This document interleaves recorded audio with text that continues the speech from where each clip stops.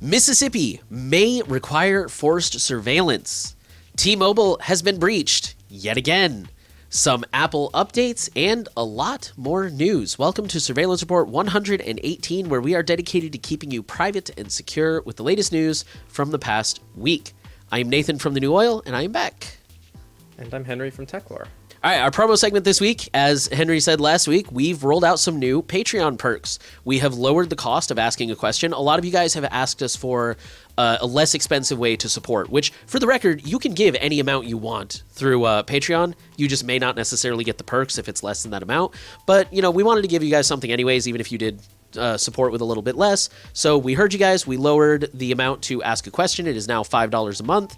And then if you go with the classic $10 a month, we now have an extended, less cut version of Surveillance Report. So there'll be more jokes, more back and forth, more in-depth analysis, etc. So far, it seems like you guys have really liked it. We've had a number of new signups over the past week, and we see all of you. We appreciate you. For those of you who prefer a little bit more privacy, but still want fiat currency, we have rolled out a LibrePay. You don't get any perks with that, but you know it's not Patreon, so it's a little bit more privacy respecting. They still do, depending on your currency, they still use PayPal and Stripe for payment processing. But again, the LibrePay itself does not ask for all this personally identifying information, so it's much better for privacy. And then, of course, we still have Monero. That's not going anywhere. Monero is anonymous, and all we see is the amount that you have sent to us. So those are the three options. Thank you guys very much, and thanks for keeping us going and continuing to support us. And also, just a quick note, if you are trying to support us through LibrePay, we're getting kind of some weird emails from them. They're saying we have to add another payment option like PayPal or Stripe, but we have already added both. We'll try to get that sorted out this week. But if you're trying to support us through LibrePay and it's not working for some reason, check back in a few days. Okay, with that, we'll launch into our highlight story. The U.S. state of Mississippi has announced a bill that would mandate surveillance cameras in schools and colleges. I'm going to quote the article here. A bill introduced last week in the Mississippi legislature would require public schools and post-secondary institutions to install video surveillance cameras all over their campuses. The bill would require that cameras also record audio and that they be installed in classrooms, auditoriums, cafeterias, gyms, hallways, recreational areas, and along each facility's perimeter. Further, it would permit students' parents to view live feeds of classroom instruction, unquote. Parents can request access to the footage of any incident involving their child. Schools must notify parents, and campuses must have signage informing everyone about the cameras. And the footage will be stored in the cloud, but will be scrubbed every 90 days unless it gets flagged for investigation, and they have to hold it for that investigation. Personally, I do like those oversights, that the footage will be scrubbed every 90 days, things like that. Letting people know. I don't know really what the point is of letting people know when it's going to be mandatory anyways. I don't know. I don't really have many thoughts on this other than I think that's super dystopian and messed up, and I'm clearly not a fan of it because, that's really bad. And I know the article kind of points out that you only have so much expectation of privacy in a public place like a school and a classroom, but also the article points out that like hallways, like students have private conversations in the hallways when they see their friends and stuff like that. So yeah, this overall not a fan of this. Yeah, I'm definitely very opposed to this. Just from a principle perspective. I mean, I also think of just the educational perspective here of all the money that they're putting into this instead of paying teachers more or doing anything else in the educational system in the U.S. No, this is what needs to happen. So I think just from principle, like even if this was maybe a good move, which I would argue it definitely isn't on so many accounts, from a privacy angle, from a education angle, I don't think it's good for kids to feel like they're being watched their entire life. So I feel like it's very creepy on a lot of levels. I could have read the story as if it was a prison, and I don't think anyone would have asked questions, It's ridiculous. And the one that's creepiest actually for me is it would permit students' parents to view live feeds of classroom instruction. Yeah. That to me is awful. I can just imagine like the helicopter moms checking in all day on their teachers and emailing a teacher, oh, how come you said this one thing at 1:38 today during class? So I feel like, as always, a lot of this stuff I feel like is going to make lives worse for teachers, which they don't need. But yeah, I feel like this is just going to make... Yeah, you nailed it. It's just going to make things worse, I think. I agree with you. If you live in Mississippi, if you got friends and family in Mississippi, go ahead and send this to them. Let them know, like, hey, this has been proposed. Be sure to call your politicians and tell them what you think. All right, now we're going to migrate over to the data breaches, and we're going to start with T-Mobile, which is very familiar with being in this section. So T-Mobile was hacked to steal data of 37 million accounts in an API data breach. So this affected both pre- and post-paid customers, and the vulnerability was exploited in an API. Access lasted for about a month and a half. It included names, billing addresses, email, phone number, date of birth, T-Mobile account numbers, and plan information like features and number of lines. The article notes this is the eighth. Yes, this is the 8th breach since 2018. So in the last 5 years, they've had 8 breaches. So good job, T-Mobile. You're killing it. Our next breach was very specific. The U.S. no-fly list was leaked after being left on an unsecured airline server. So I'm going to quote bits and pieces of the article here. A Swiss hacker discovered the list, and hacker, not cybercriminal, this was a researcher. A Swiss hacker discovered the list on an unsecured Jenkins server one night while poking around on Shodan. On the server was a large amount of company data about Commute Air, including the private information about its employees. There was also a file containing a copy of a 2019 edition of the no-fly list.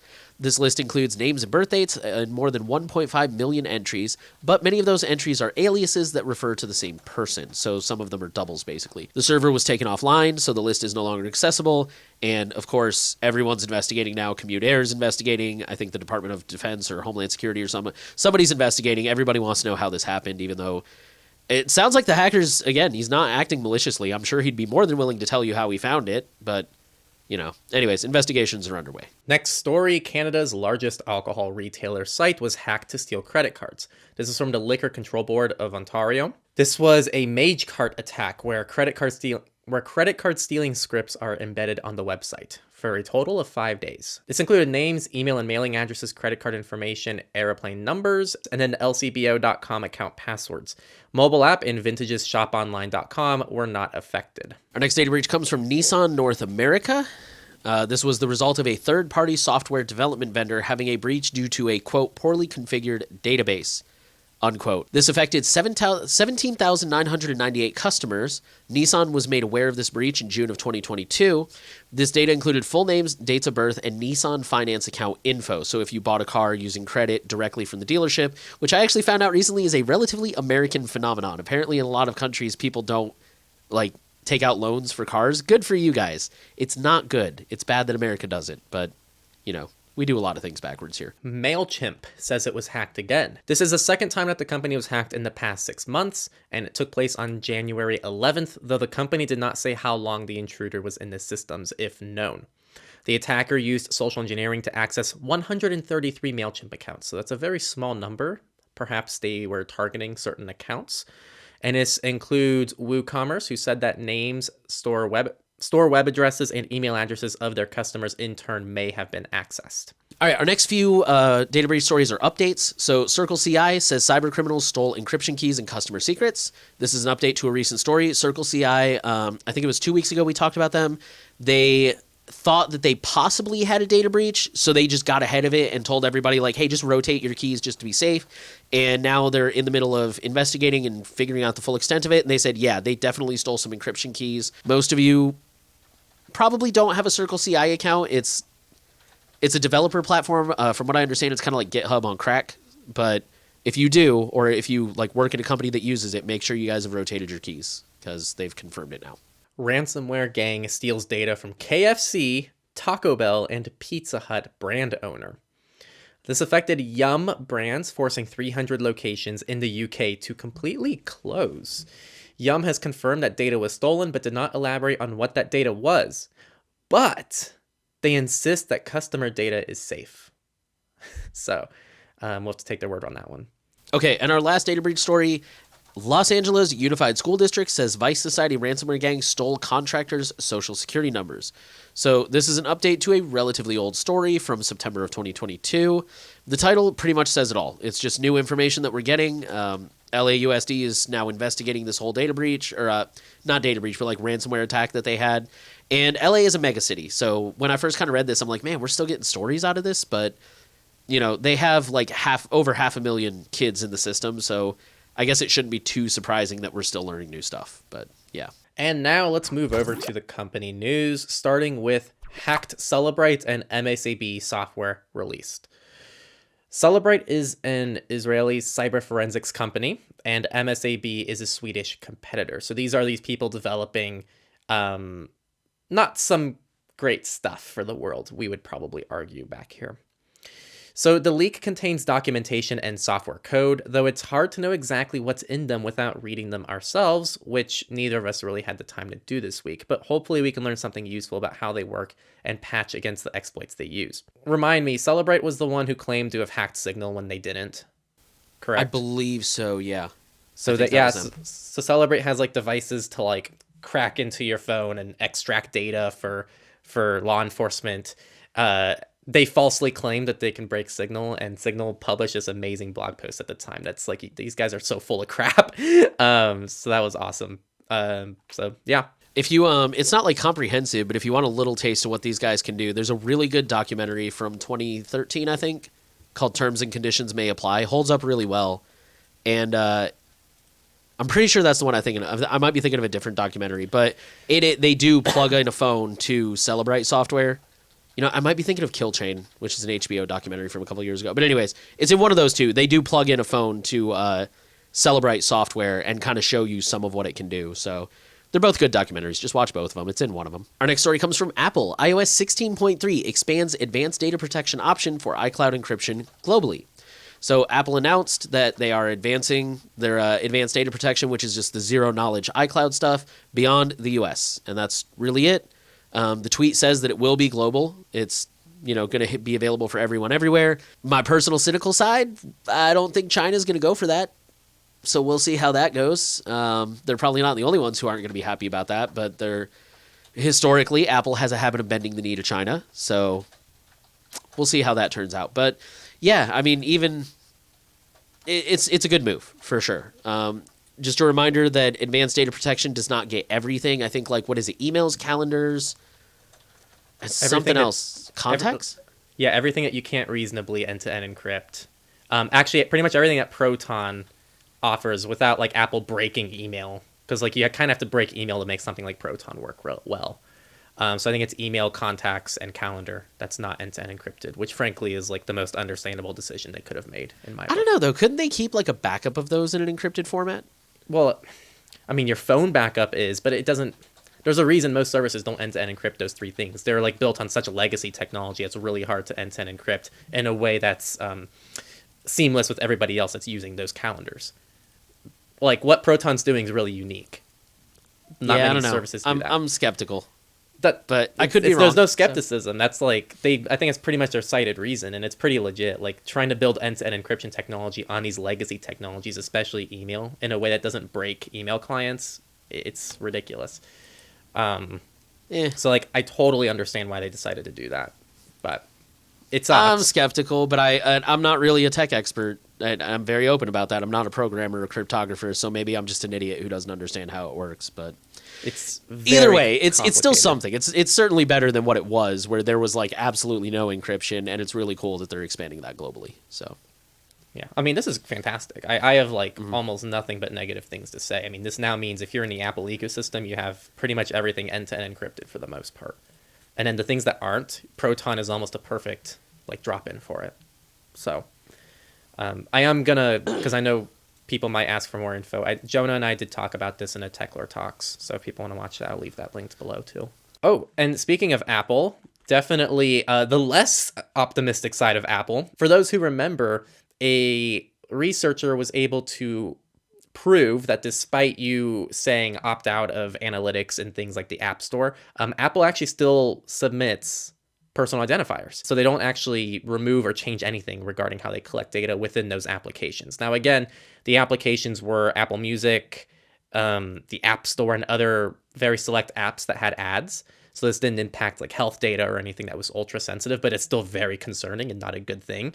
So now there's a class action lawsuit after the recent revelation that disabling analytics still submits personal information to Apple. So now there's a class action over that, which honestly, well deserved. I have no complaints to that. Our next story is a really quick one from Microsoft. Microsoft will end the sale of Windows 10 licenses to consumers this month. So security updates will continue until October 14th, 2025. That's your deadline. So, just to let you know, if you're a Windows user, obviously we encourage you to check out other operating systems like Linux, but there are valid reasons to be using Windows. I am on Windows right now, for the haters. Oh my God. I know, fake privacy advocate. I'm such a hypocrite. Oh my God. Why don't you just get off your mic? But yeah, seriously. So if you are a Windows user, try dual booting. That's actually something that I do, is I dual boot, and I only use Windows when I absolutely have to. And if you have to keep using Windows for any perfectly legitimate reason, just know that if you're on 10, you're going to have to upgrade to 11 soon, which personally I think is a security improvement anyways. But yeah, just letting you guys know we're moving in that direction now. All right. And our last company news story is from Bitwarden, who's in the company section this week, not the open source section, for good reason. So Bitwarden has extended a passwordless leadership with an acquisition. Bitwarden announced that it has acquired European-based startup passwordless.dev, which is a significant milestone in rounding out the Bitwarden commitment to offering open source, scalable, and secure passwordless solutions to every business and end user. That was a quote from Bitwarden, not from me. Another quote from them. Together, Bitwarden and passwordless.dev provide a turnkey solution built on the FIDO2 and web authentication standards that are defining the future of passwordless. As part of this announcement, Bitwarden is excited to launch the Warden passwordless.dev beta program, giving enterprises, developers, and security enthusiasts the opportunity to test and provide feedback on the product. For more information on the beta program, visit passwordless.dev. I don't have many comments on this. I'm kind of surprised they did a whole acquisition for this. I feel like it's, maybe I don't understand the tech well enough, but I feel like a lot of even smaller services have rolled out similar things. So I'm curious why they decided to do an acquisition instead of building it in-house. But I mean, I don't have much negative to say about this. I'm kind of in the same boat. I'm never a huge fan of acquisitions just because I don't like to see consolidation like that. I'm a big fan of breaking things up and decentralizing and whatnot. The bit that kind of put me a little bit at ease was it said that passwordless.dev, quote, was founded on open source principles, unquote. I guess it's kind of one of those cautious optimism things for me. I'm cautious to see where this goes, what this does. It's not necessarily bad by itself, but we'll just have to see where it goes. With that, we'll move into the research section, and we have only one story this week, but it's a good story. Ransomware profits dropped 40% in 2022 as victims refused to pay. So this data came from Chainalysis. In 2021, there were $766 million in ransomware payments, and in 2022, it was $456.8 million. So yeah, that's a really big drop. Chainalysis says that it was not fewer attacks, as 2022 was actually one of the most active years in ransomware activity. But they did note that every year, less and less victims choose to pay. It drops more. This was a considerable drop, but it has been going down a little bit each year. The article points out it's probably going to take more than people just not paying for ransomware to go away, and I think that's a fair argument. But I think people not paying is definitely a huge component of that. So personally, I think this is really good news. And now politics. Little-known surveillance program captures money transfers between U.S. and more than 20 countries. Quote, hundreds of federal, state, and local U.S. law enforcement agencies have access without court oversight to a database of more than 150 million money transfers between people in the U.S.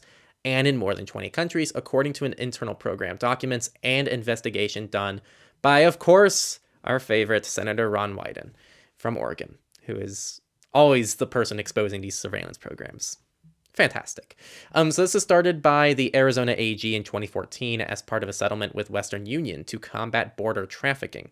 And it has now expanded to a nearly national and international level. So again, a lot of these programs that we see in our day-to-day lives normally start small, and it might start in some kind of battlefield, or they might start for a very niche use case for something like combating border trafficking, and these things tend to make their way home domestically and then nationally and then internationally.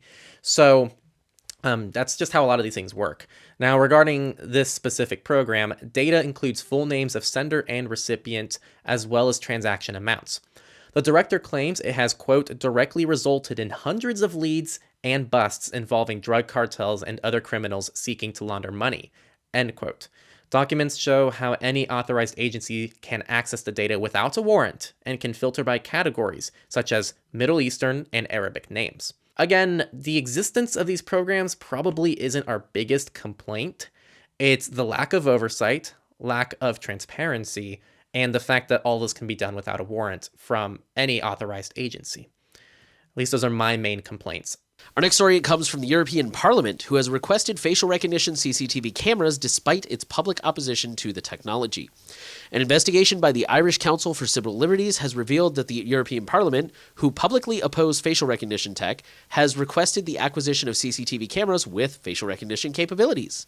So this comes from 32 documents that the Irish Council for Civil Liberties has obtained, showing that the EU institution issued a tender to purchase such cameras back in 2015. What's known from the reports at this time is that Hikvision's thermal cameras were installed at the EP premises in 2020, and then removed in 2021, probably because I could be wrong about this, but I'm pretty sure we covered a story about how Hikvision has like a legit Chinese backdoor in it. I might be remembering that wrong, but I do remember it was bad. It was definitely not good.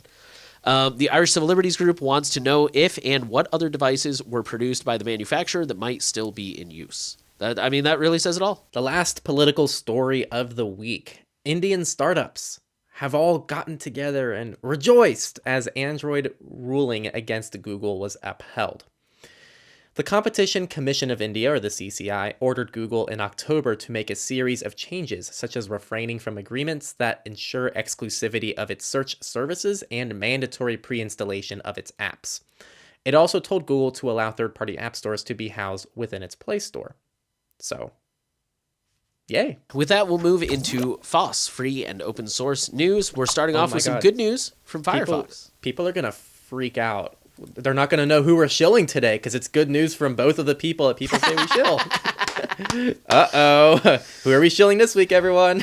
Okay, well, this week I'll shill Firefox. And Firefox 110 will launch with GPU sandboxing on Windows. Unfortunately, not...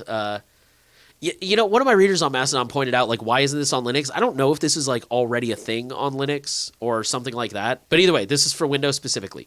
Quoting the article, Mozilla plans to enable GPU sandboxing in Firefox 110 stable for Windows in February 2023. GPU sandboxing improves Firefox security by applying isolations to the GPU process. A sandbox isolates a process so that malware can't be used directly to attack other processes on a device. The malware has to find a way to escape the sandbox to run its attacks on the system, unquote. So this has actually been in development for 6 years, which is pretty crazy. The first iteration that's rolling out here in 110 will be a little bit weakened because there's still some ongoing file system related issues. So it's not going to be perfect, but I guess it's good enough that they're like, well, we should roll this out now and then worry about the other issues later. They are hoping to have it fully resolved and completely where they want it to be by version 112. And if you think we were shilling Firefox this week, I'm going to shill Brave now. Because apparently just covering positive news about services is shilling. So Brave browser's new Snowflake feature helps bypass Tor blocks. For those who haven't heard of it, Snowflake is a way that you can pretty much contribute to this proxy system that allows people to access Tor sites in censorship. It's like a little mini bridge or a mini node, kind of. Yeah, you're pretty much helping people in censored areas be able to access Tor.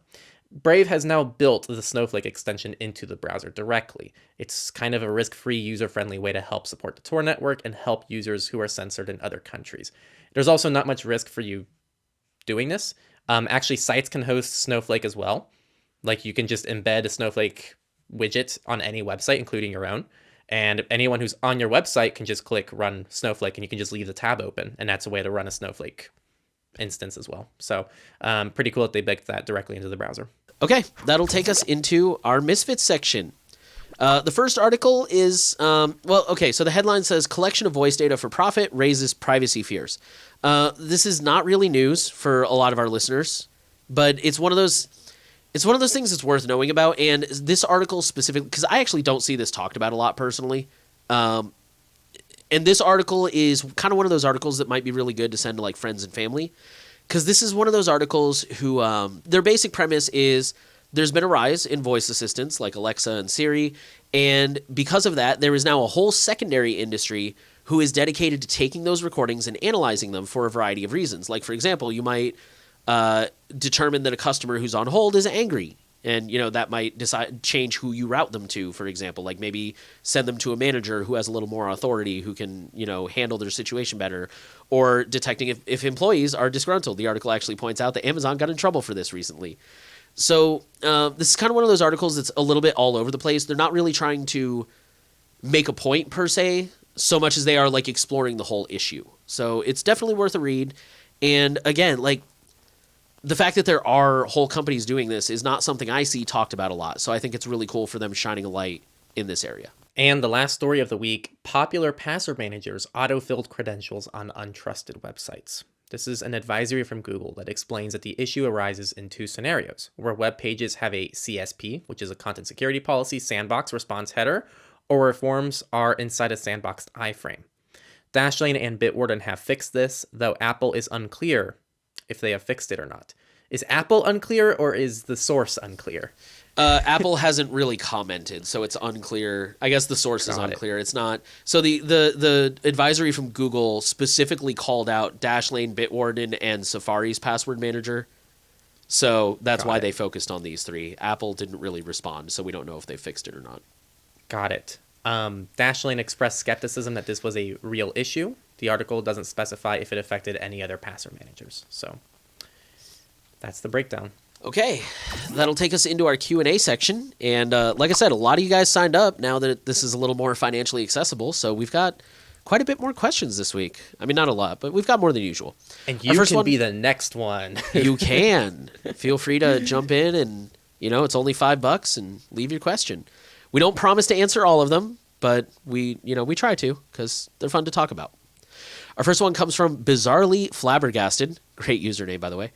It says, I recently started to look for FOSS apps to manage my personal budget and expenses. Was wondering what type of resources or tools any of you use or recommend to manage your own budget, expense plans, aside from the usual spreadsheet approach that respect a user's privacy and security model.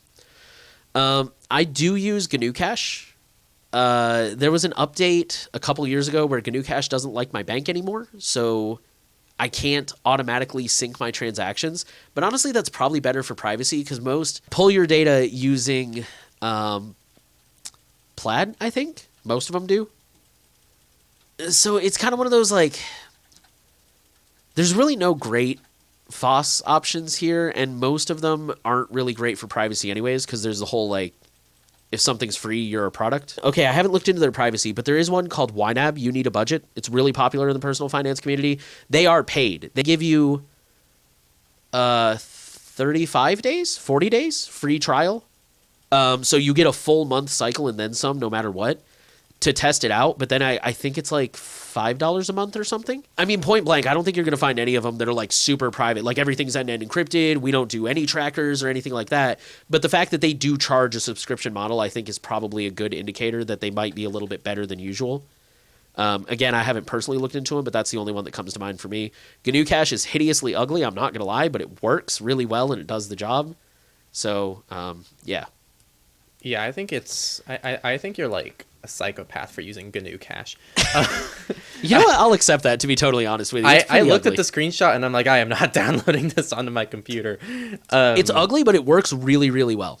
I believe there is a little bit of a learning curve. That it's not super user friendly in my opinion. Like it's not terrible, but it definitely takes some getting used to. Just like little things. I believe it. Like how to do split transaction is really weird, and it took me a while to figure out. But like, dude, it gets the job done really well. So when Android was my main system, I really liked Money Wallet, one word, Money Wallet, no space, from F-Droid. It's actually a very quality app, though there is no easy syncing, so it's kind of just on your Android device, and it doesn't integrate into anything. It's all offline. So if you're open to like manually inputting all your expenses, which is what I used to do, that's an option. And it's really cool. Like you can do recurring transactions. It's like very feature filled. As of recent, I just use a spreadsheet though. So sometimes like that's the simplest approach for me. I just have my own little spreadsheet that I set up with my expenses, and yeah, that's how I track my finances. And then you can use whatever service you want to do that. If you're going to go the spreadsheet route, there's a personal finance podcast I listen to called How to Money. They, somewhere on their website, I've never looked for it myself, but somewhere on their website, one of the hosts is like an old school spreadsheet kind of guy for managing his finances. And I'm pretty sure he's got a template on the website that you can download and use for yourself. So if you want to go that route, you could definitely try starting with that. All right, next question from Freddie Mercury. What are your opinions on NetGuard, and if you would recommend Android users? I think NetGuard's good. For those who don't know, NetGuard allows you to pretty much block internet access on a per app basis, and I think you can customize it to be like you can block Wi-Fi for one app or allow cellular, or you can not allow either, or you can allow both. So it's just a way. It's just pretty much like kind of a firewall that's local on Android devices. And I think if you're root, you can do a lot more with it as well. But that's probably not applicable to most people. My biggest issue with NetGuard is with most configurations, there are ways around this, but none of them are very clean. It does take up the VPN slot on your phone. So you a lot of times have to choose between NetGuard and a VPN. There are some custom ROMs that have NetGuard's functionality built into them. So that actually does address that problem kind of nicely, because then the OS takes care of the firewall aspect of things, and then you add a VPN on top of all of that. And then maybe you can combine your VPN with like NextDNS or something. So there's like different configurations there. But my only issue with NetGuard is that it might take up your VPN slot, which, again, that's kind of a personal decision on what you want to sacrifice there. I agree with you. I personally don't use NetGuard. I use Blockada, but there's nothing wrong with NetGuard. I mean, my thing is, I don't really mind internet connections on apps. I mind what they're connecting to, which is why I prefer Blockada, because Blockade is more about blocking the actual domains and trackers. So when I'm home, I'm connected to a Wi-Fi network that has a VPN on it, and then Blockade is active. And then when I leave the house, I have it automatically set to switch to a VPN. So, yeah, same issue where it takes up a VPN slot. But I think I'm going to make a video on this, but I recently migrated to just VPN with NextDNS inside the VPN. You definitely should make a video on that. Because now I don't have to use any of these things anymore. Like, I guess NetGuard would still have a use case, because I could, if I just wanted an app not to have any internet, right? That's still a use case. But otherwise, like, I don't have to have Blockade or anything else that's doing, like, on-device scanning. Like, I just have NextDNS set up on all my devices all at the same time. It's fantastic. So I need to make a video on that. Yeah, you really should. I guarantee you people would be interested in that, because I think other people. I think the last time you talked about it, some of the comments were like, "You should go into more detail about that." So. Yeah, I'll make that ASAP. Okay, our next question comes from Kenny, who says, have you guys heard of NT.io? I've been using it for secure and end-to-end encrypted backup as an alternative to Google Photos, and was wondering if you guys were aware of the project and had any thoughts on it or encrypted photo storage in general. I've heard of it. Okay, I'm not making any promises. I will try to track these down and send them to Henry to put in the show notes. Some people have shared with me a list of criticisms and also their rebuttals. Let me put it this way. I don't have a strong opinion on them personally. I've heard of them. I've heard mostly good things. I have my own Nextcloud server, so that's what I use for like photo storage and stuff like that. I think you're a little more familiar with them than I am. Do you have any thoughts? I'm not actually. I have visited their website before, and I haven't in-depth looked into their stuff. All I'll say is one thing I don't like is their website. Customers love us, and so do industry experts. And the industry experts, one of them that's listed is r/d Google. And it's just like a post that they made. I love Reddit so much, but I would not call anyone on Reddit an industry expert. Subreddits are not industry experts, and if that's like a marketing point, I don't know what that means. Same with Y Combinator on Hacker News. Just making a post on a platform does not make anything an industry expert. That's just a side tangent there. It doesn't mean they're bad, doesn't mean anything about the service. I'm just kind of complaining about their website a little bit here. Yeah, the only concrete thing I have right now is just I've heard of them. I know they're mentioned a lot in the privacy community, but that's all I really know. Yeah. One thing I will say, and this applies to a lot of things in the privacy world. People, listen up. There's a difference between a project and a company. And that's a very important thing when you're making a decision on what to upload all of your photos to, which is a pretty big commitment. A lot of people have like gigabytes, if not terabytes of photos, and it's going to take a long time to like do that. You are committing to a service that has no, like, we don't know their business model, if it's going to work. We don't know if this is a company. I don't know. Maybe it is. I'm just saying. I'm just posing the question, regardless of what service you choose. The people that you're trusting, you want to make sure they're going to be around in 5 or 10 years. That's just something to think about. I'm thinking back to C Templar, right? All these people or joined LavaBit. or LavaBit or like all these random services. Like they are very low-key projects, and you should like really look and dig into like the business models of these, because if you upload all your data to it, it might be gone in 6 months. Yeah. So just something to throw your way. I'm not saying that's what this service is. It's just, I don't know. And anyone who is looking into it, I would encourage you to look more into the business model and the team behind it. Which, do they have a team? They do have a team. So they have a team listed on their site that you can look more into. I know they have at least a few people. Yeah. Next question from M. Now that Google is planning their own AirTag, would either of you consider buying one? And if so, what would you do to, quote, secure it? I've lost my keys before, and replacing RFID key fobs aren't cheap these days, so these seem like a good idea as long as they don't produce too much e-waste with things like non-replaceable/non-rechargeable batteries. A DIY alternative doesn't seem possible since these rely on the network effect. This is really personal preference, and I don't think... You can ask 10 different people this, and they're all going to tell you 10 different things. Personally, I don't see the use case of AirTags because I don't lose things myself. And if I did lose things, then like I have backups in place. Like if I lose my keys, I have backup keys. If I lose my phone, I have like a process in place to like either recover my phone or like wipe my phone remotely. So I don't have a use case for this, but maybe you do. As for how to secure it, I don't think that there's enough information yet on this new Google one that's come out for us to really give you much actionable advice outside of like whatever settings and permissions they give you. Make sure to take them seriously and just respect whatever they recommend. One thing I'll say is I do trust Apple and Google more with basic security on these devices than a random device that you buy on Amazon that tries to emulate that. So from a security perspective, you're probably better off getting like an AirTag or a Google one than some random Amazon replacement. Those are my comments. I don't know if you have anything to add there. I don't have much to say here. No, I think you kind of hit the nail on the head. From what I can tell, at least looking at the AirTags, there's not really much you can do in the way of securing it. Like there aren't really a lot of settings to harden it. Either it works or it doesn't. And again, do you need it? Like that's up to you. If you've only lost your, like I'm in my 30s. I've only lost my keys once. So something like this doesn't really make sense for me, and I have cats, but they don't really tend to get outside very much, so and they are chipped, so this isn't really a big deal for me. But if you are one of those people that's constantly losing your keys, or you know the dog is constantly running away, like stuff like that, then yeah, I definitely see the need for something like this. As far as Google versus Apple AirTag, I don't think they really make a difference. I think the biggest difference is what's available to you. If you're an iPhone user, AirTags are probably better depending on where you live, because like here in America, it seems like everybody has an iPhone for some reason. If you're a Google user, then you'll probably want to go with the Google phone. I haven't done I did hear about these, but I haven't also done a lot of digging into them, so I don't know if they're going to work with all devices the way that AirTags do, or if they're only going to work with Google devices, or I don't know. There's a lot of factors there, but...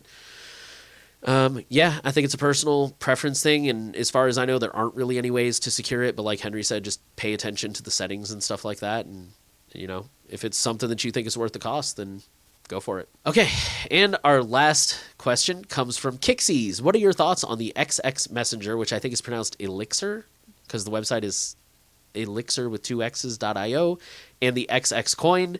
These are quantum secure and privacy-focused projects led by, I'm going to be honest, somebody I've never heard of, David Chom. I don't recall you ever mentioning anything about these in your podcast. The XX Coin isn't on major exchanges yet, but is something you would consider accepting for donations. I'm going to answer that last question. No.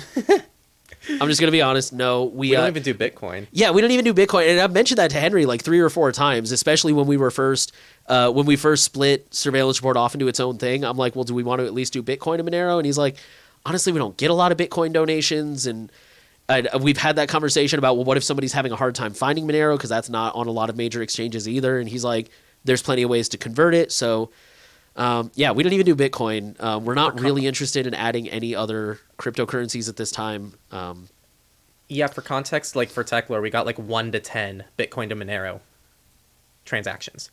I think I get even less than that in the New Oil. As far as the Messenger, I'm firmly in the camp that we need to stop making...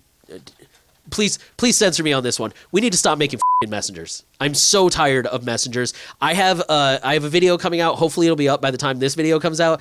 I have a video coming out about secure messengers, and I have a bit at the beginning where I'm like, there's so many messengers, and I pop up logos to drill the point home, and it's like the most obnoxious thing I've ever done. Like my wife laughed when she saw it. It was so obnoxious. Everybody's trying to solve a problem, which, to be fair, some of them are legitimate problems that they're trying to solve. But there's just so many messengers, and in my opinion, that we need more voice over IP, especially in countries where you have to turn over an ID to get a phone number. That we need more email, to be totally honest. We need more payment masking. For the record, I understand that payment masking comes with a lot of financial regulations, and that's a very tricky thing to get into.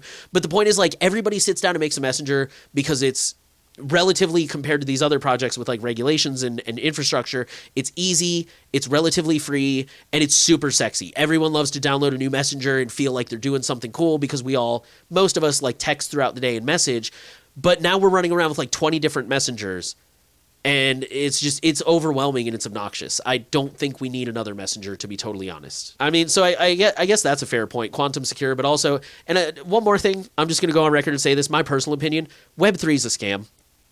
I hate Web3. I think it's garbage. I understand the idea of like getting paid for your content, getting paid for what you do. But in general, I think Web3 is just this overhyped, like I think it's all PRBS. Like, you know, Web3 is going to decentralize everything and reduce corporate surveillance and this, that, and the other. It's just shoving blockchain into things that don't need it.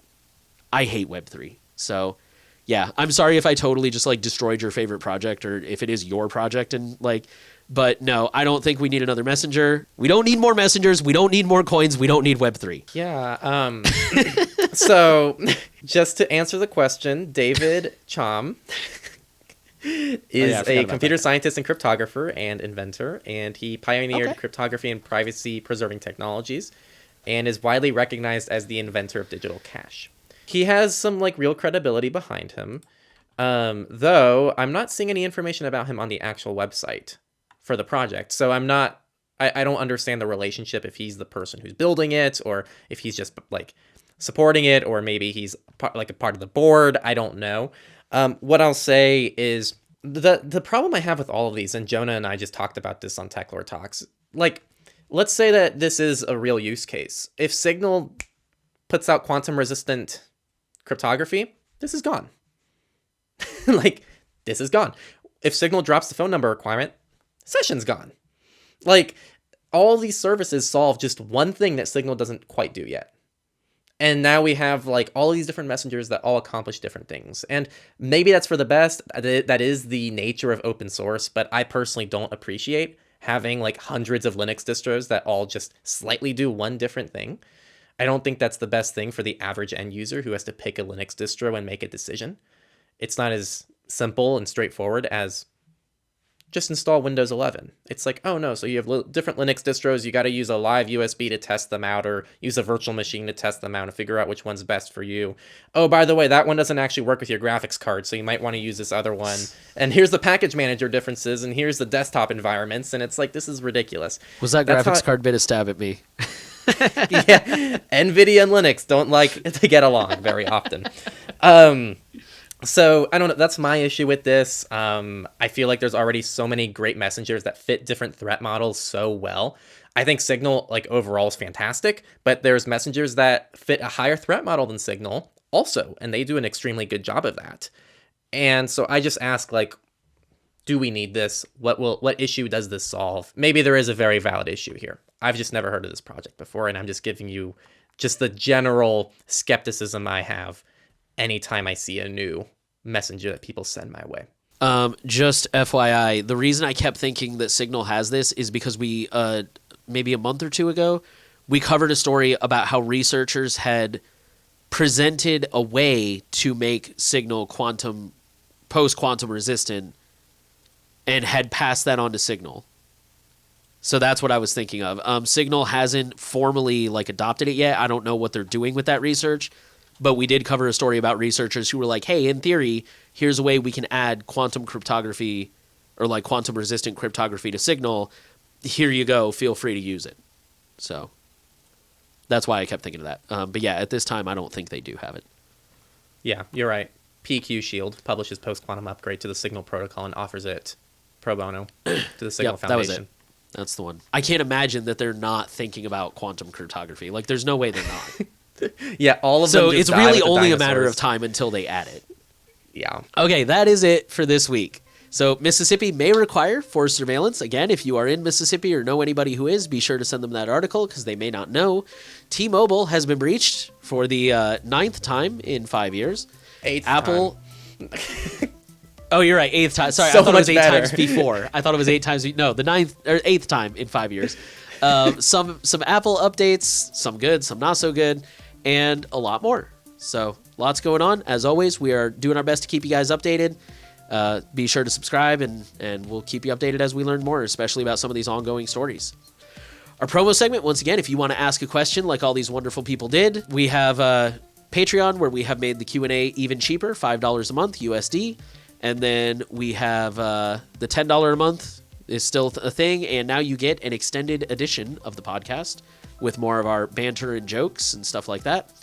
We still have LibrePay. Again, we're kind of working out some of the kinks on that one, so if it doesn't work at first, check back in a couple days. We're trying to figure that out, but that will be a more private way to support us without having to go through Patreon. It'll be a little bit better for you. And of course, the best option for privacy is Monero. It is anonymous by default. You know, the way to send Monero anonymously is to just get some Monero and send it. It's really that easy. It's all built in there. So we don't know anything about you, but we see all of your support, whether it's on Patreon, Monero, we see it all, and we're very grateful for you guys helping to keep us going. Thank you for listening. As always, final thing we want to ask of you, share the podcast around. Make sure that you are subscribed. Give us a rating if you're on a platform where that's an option. It all really does help. We are trying to reach as many people as possible with the message of privacy, and again, every little bit helps. So thank you so much for doing that. Thank you for listening, and we will be back next week.